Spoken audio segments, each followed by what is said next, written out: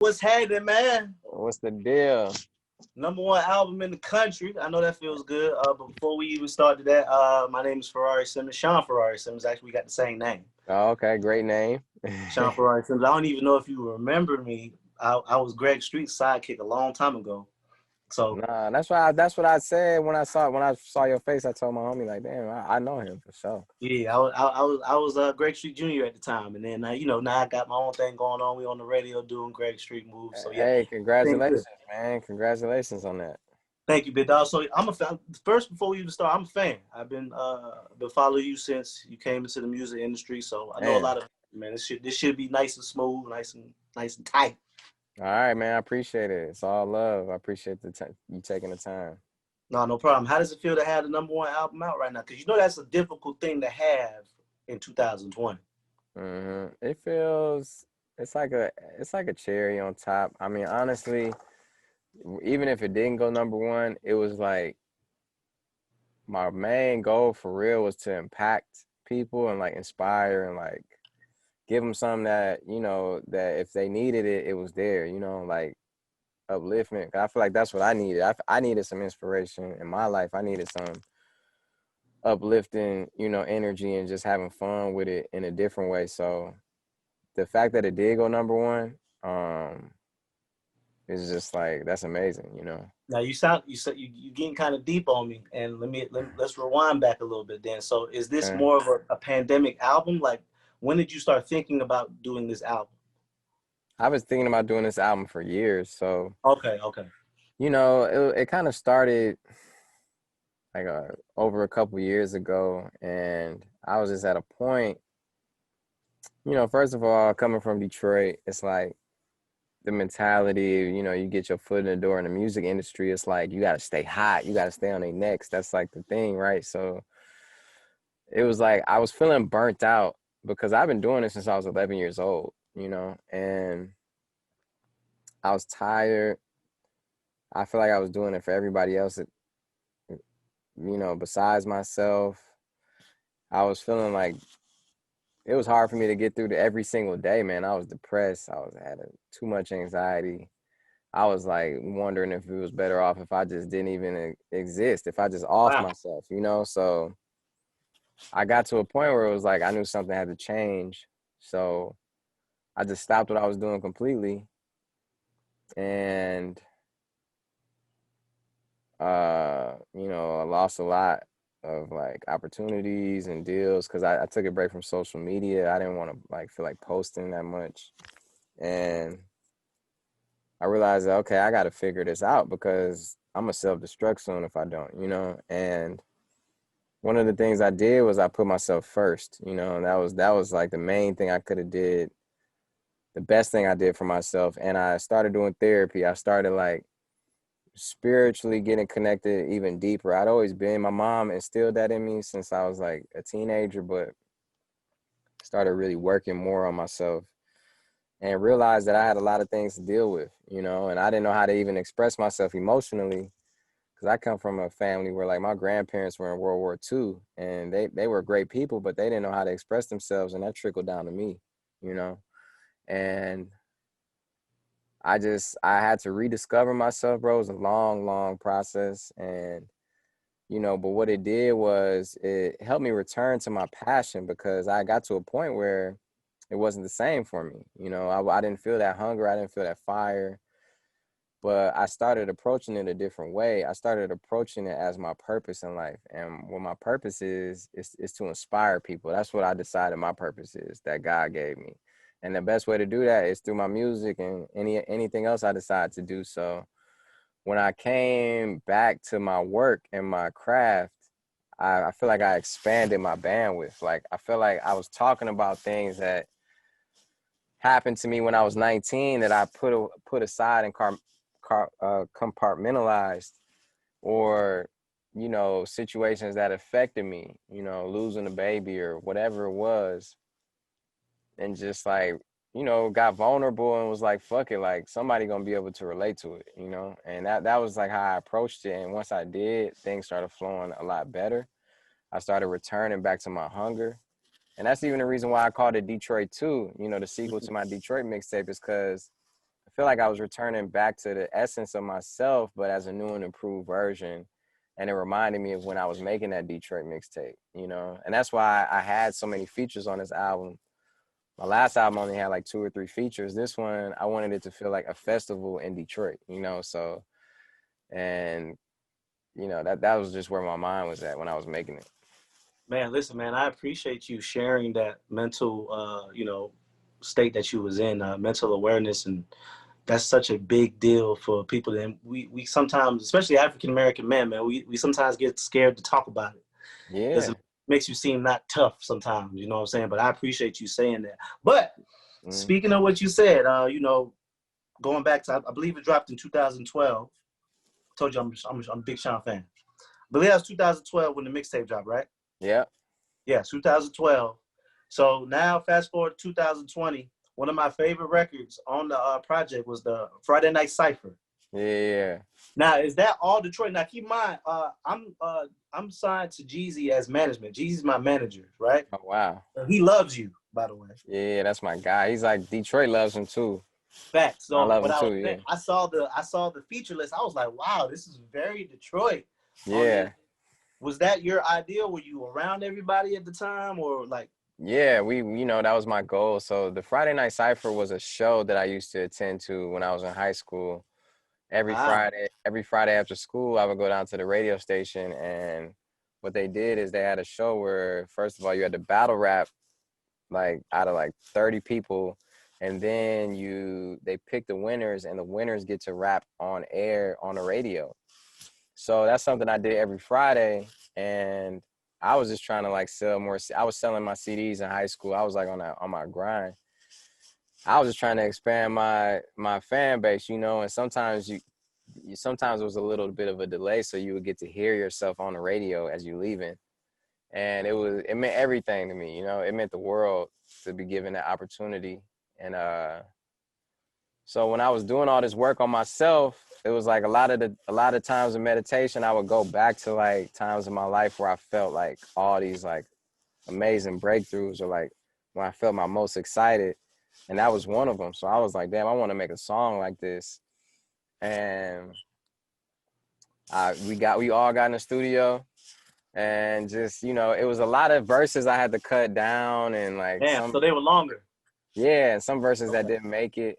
Not because they weren't dope. It was just because I was just trying to make it all make sense. You know, it was like just 40 minutes of like music that I had to condense. And, I sent it to Royce. That was the only person who wasn't in the studio, and it was Royce and M.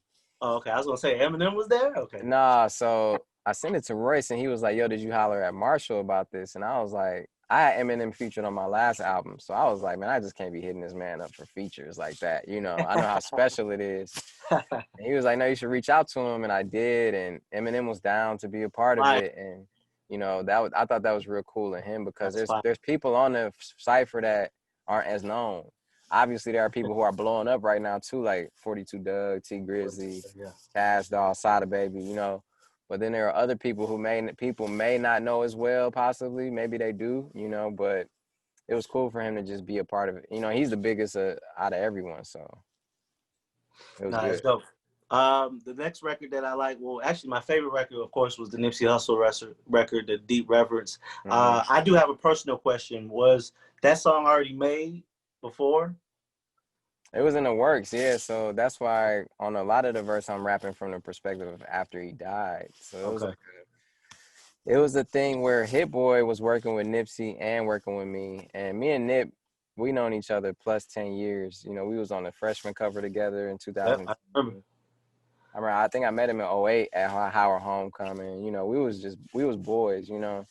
And we didn't always see each other all the time, but every time we did, we would like link up and be like, my producer signing me did his intro to Victory Lap, and me and him were texting tracks back and forth all the time, like, yo, let's see what you think about this, like, let's do this one. And anyway, I was working with Hit Boy, and Hit Boy was like, yo, I got this song with Nip, you should fuck with this. And I was going through a period where it was hard for me to come up with music because I was still going through my process, you know? Right. Anyway, I go to Detroit.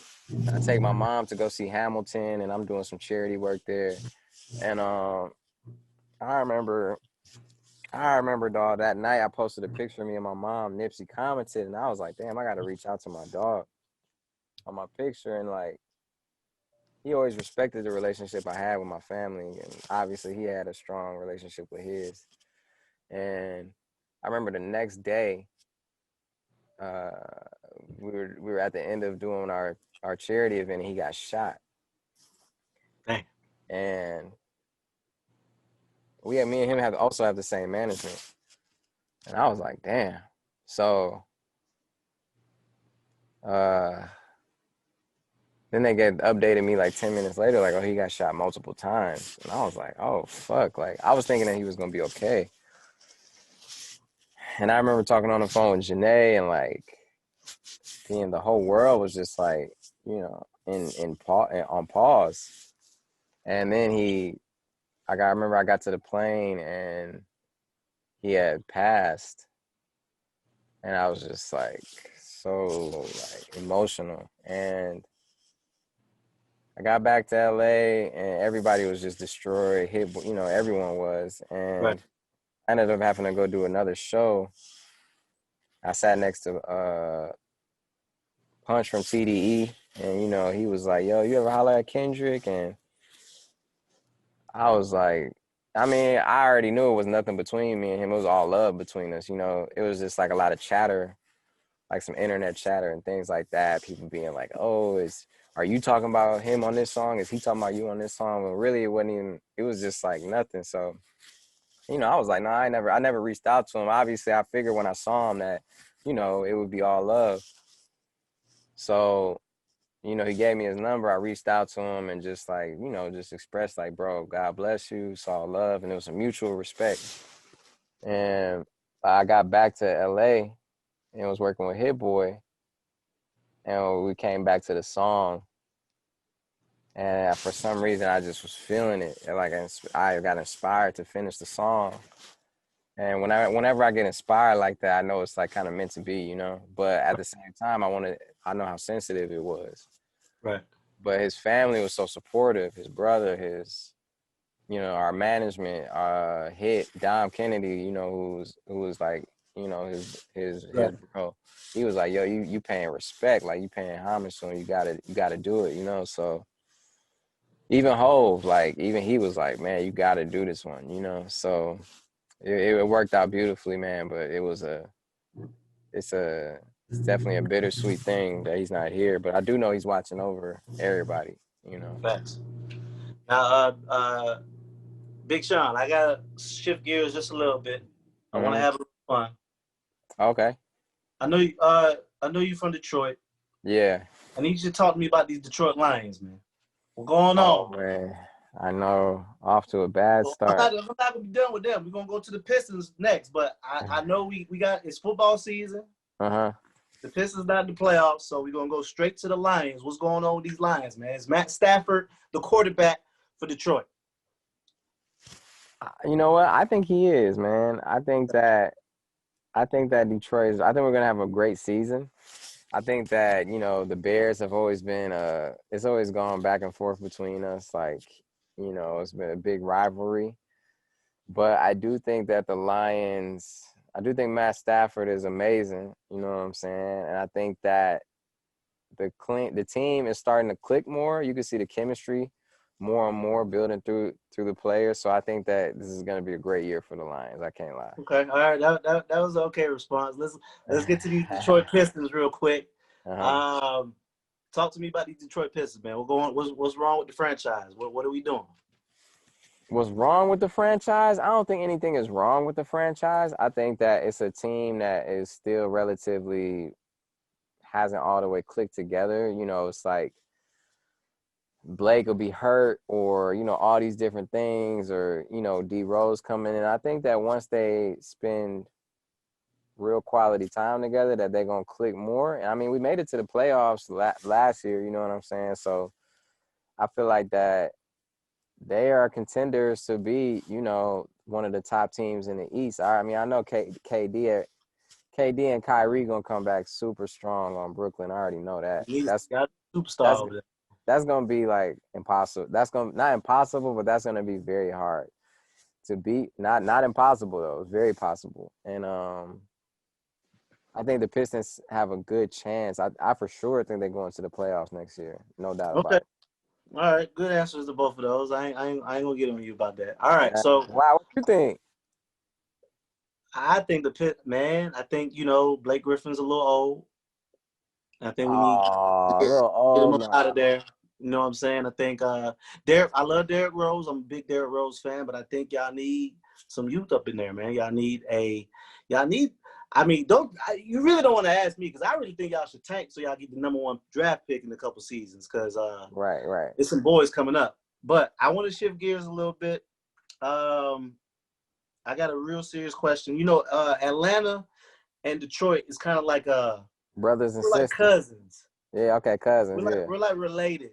Yeah. You know what I'm saying? Because it's always the flights are cheap to go back and forth to Facts. Detroit. I don't know why it always works like that. Like I said, my grandma, my 3 aunties, my uncle, my cousins, they all in It's Atlanta. always people from Detroit and Atlanta, and it's always people from Atlanta and Detroit. A lot of the Atlanta artists always pop in Detroit. Y'all definitely show love to us. That's why we show love to y'all. Mm-hmm. Who is Big Sean's favorite Atlanta artist? Or you can give me a couple of them. Yeah, I'm really fucking with Lil Baby, obviously. I really like the dynamic him and 42 Doug have together. I think it's like classic hip hop. And we heavy on the 42 Doug in Atlanta. Yeah, for sure. Who else? I mean, Yachty. I fuck with Yachty heavy. That's my like my little bro. There's so many people I mess with from Atlanta, bro. Thug, to me, Thug Yeah, is on the album. I love that record, by the way. Yeah, Thug to me, he like a GOAT for sure. I just ran into Andre 3000 like a couple weeks ago on the beach. I was running, and it's funny because on the intro of my album, I say running shit 5K, 3K, Andre. And right after I recorded that, the next day I went running on the beach and I ran into him. That's fire. Yeah, so it's just like them things like that happen. It be like the universe be aligning up. But I feel like Atlanta is one of the most talented places on earth in all genres of entertainment, not just music. So, it's a long list of people I got love for in Atlanta that I rock with. The Migos, bro. I like Mulatto. Hey, you know what I'm saying? He's on fire right now. Yeah, Guwap, Gucci, that's like one of my big homies. Jeezy, obviously. I mean, bro, like the list is just tremendous in Atlanta, for real. I just wanted to check the temperature real quick. Yeah. All right, so before we go, man, I just wanted to do this to you, man. I wanted to give you your flowers. I'm not sure if you've been receiving too many of those, but you deserve your flowers. You're actually an OG in the game now. Dude, you know that? How does that sound? How does that sound? Because you've been in the game. You've been in the game, what, 10 years now? Yeah. 9.5, 10. Feels great. You're OG in the game. I know they calling you Big Bro out there, like Big Bro. Yeah. You know what I'm saying? So I just want to let you know, man, you're necessary. You're necessary to hip hop. You're necessary to the culture. Atlanta loves you, and we don't have to love anybody outside of Atlanta. So I know that. The fact that we love Big Sean is a big deal. Yeah, nah, that's love, dog. We play you on the radio in Atlanta. Yeah, I know. Yeah, whenever I had those meetings with Boss, he's on the call. When I said, we got to add that Big Sean record. yeah, man. I think that record that we going with next is Body Language with me and Janae and Ty. So I hope y'all can get on that one. Come on, man. You already know we're gonna start playing that ASAP. Yeah, and man, Atlanta, like I said, bro, y'all, the best feeling ever is when my auntie or my cousins hit me up and be like, "Oh, I just heard you on the radio." You know what I'm saying? And that's because of the support y'all showing. So I appreciate that feeling, man. And thank you for giving me my roses. No problem, brother.